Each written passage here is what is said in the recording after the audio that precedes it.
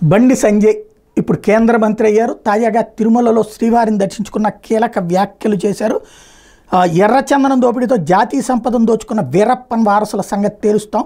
నిలువునామాలతో ప్రజలకు పంగనామాలు పెట్టారు. ఎర్రచందనం స్మగ్లర్లు సర్కార్కి అప్పులు ఇచ్చే స్థాయికి ఎదిగారు. ఆ దొంగలను వదిలే ప్రసక్తి లేదు. ఎర్రచందనం సహా శ్రీవారి ఆస్తుల దోపిడీ మీద నివేదిక కోరతాం. నివేదిక ఆధారంగా జాతీయ సంపదను దోచుకున్న వాళ్ళ మీద చర్యలు తీసుకుంటాం. రాజకీయ ఒత్తిళ్లకు భయపడే ప్రసక్తి లేదు. 7 కొండలను 2 కొండలుగా మార్చాలనుకున్న దొంగల పాలన పోయింది. నిత్యం గోవిందుడి నామస్మరణ చేసేటువంటి సేవకుల పాలన వచ్చింది. ఇది ఆయన చేసిన వ్యాఖ్యలు. తిరుమల తిరుపతిలో మొన్నటి వరకు హిందూ నిలువునామాలు పెట్టుకుని ప్రజలకు పగనామాలు పెట్టారంటూ ఆయన తీవ్రస్థాయిలో విమర్శించారు.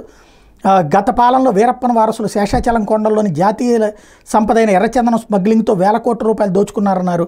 ఈ విషయాన్ని కేంద్ర హోంశాఖ మంత్రి అమిత్ షా దృష్టికి తీసుకెళ్లడంతో పాటు నివేదిక తెప్పించుకుంటామన్నారు. నివేదిక ఆధారంగా తగిన చర్యలు తీసుకుంటామని చెప్పారు. రాజకీయ ఒత్తిళ్లకు లొంగే ప్రసక్తి లేదన్నారు. తన పుట్టినరోజు సందర్భంగా బండి సంజయ్ తిరుమలకి సందర్శించిన సందర్భంలో ఈ వ్యాఖ్యలు చేశారు.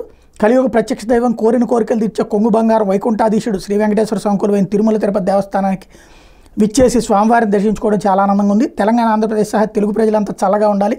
2 రాష్ట్రాలు బాగుండాలి. దేశ ప్రజలంతా సుఖ సంతోషాలతో వర్ధిల్లేలా చల్లని చూపు చూడాలి. భారత్ను విశ్వగురు స్థానంలో నిలిపేందుకు కృషి చేస్తున్న నరేంద్ర మోడీకి ఆశీస్సులు అందించాలని స్వామివారిని మొక్కుకున్నా అని చెప్పుకొచ్చారు.